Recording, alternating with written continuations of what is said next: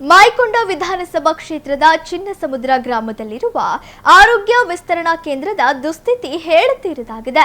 ಮಳೆ ಬಂದರೆ ಸಾಕು, ಇಡೀ ಕೇಂದ್ರದ ಮೇಲ್ಚಾವಣಿ ಸೋರತೊಡಗುತ್ತಿದ್ದು ರೋಗಿಗಳು ಹಾಗೂ ಆರೋಗ್ಯ ಸಿಬ್ಬಂದಿ ತೀವ್ರ ತೊಂದರೆ ಅನುಭವಿಸುವಂತಾಗಿದೆ. ಚಿನ್ನಸಮುದ್ರ ಗ್ರಾಮವು ಹೆಚ್ಚಿನ ಸಂಖ್ಯೆಯಲ್ಲಿ ಪರಿಶಿಷ್ಟ ಜಾತಿಯ ಸಮುದಾಯದ ಜನರು ವಾಸಿಸುವ ಪ್ರದೇಶವಾಗಿದೆ.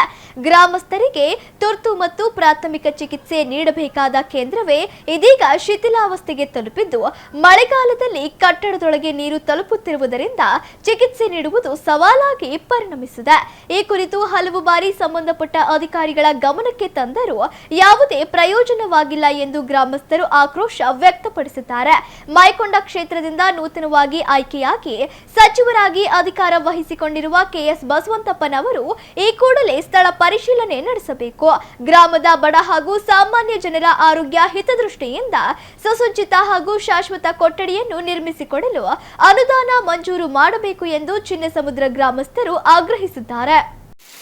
ನೋಡಿ, ನಮ್ಮ ಆಸ್ಪತ್ರೆ ವ್ಯವಸ್ಥೆ ಹೆಂಗಿದೆ ಅಂದರೆ ಫುಲ್ಲು ನೀರು ಮನೆಯ ಒಳಗೆ ತುಂಬಿಕೊಂಡಿದೆ. ಫುಲ್ ತುಂಬಿಕೊಂಡಿದೆ, ಎಲ್ಲ ಸೋಡ್ತಾ ಇದೆ. ಪೇಷಂಟು ಕೂತವ್ರೆ. ನೋಡಿ ನಮ್ಮ ವ್ಯವಸ್ಥೆ ಹೆಂಗಿದೆ ಅಂದರೆ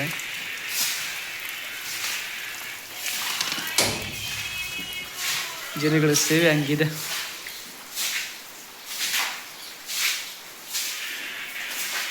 ನನಗೆ ಒಂದು ಬಿಲ್ಡಿಂಗ್ ಇಲ್ಲ, ಏನಿಲ್ಲ.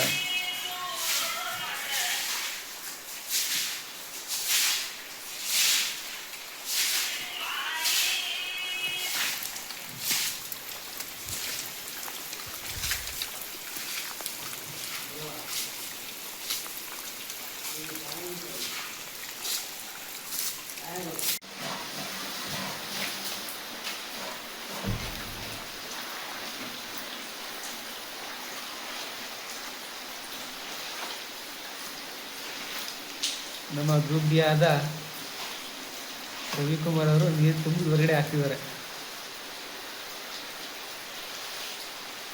ನೋಡಿ, ಇದೆಂತ ಕಷ್ಟ ನಮ್ಮ ರವಿಕುಮಾರಿಂದ.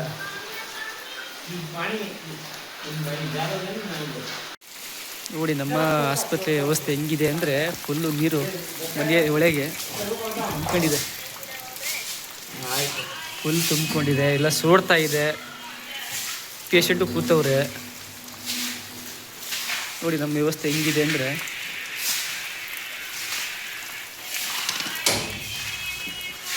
ಜನಗಳ ಸೇವೆ ಹಂಗಿದೆ.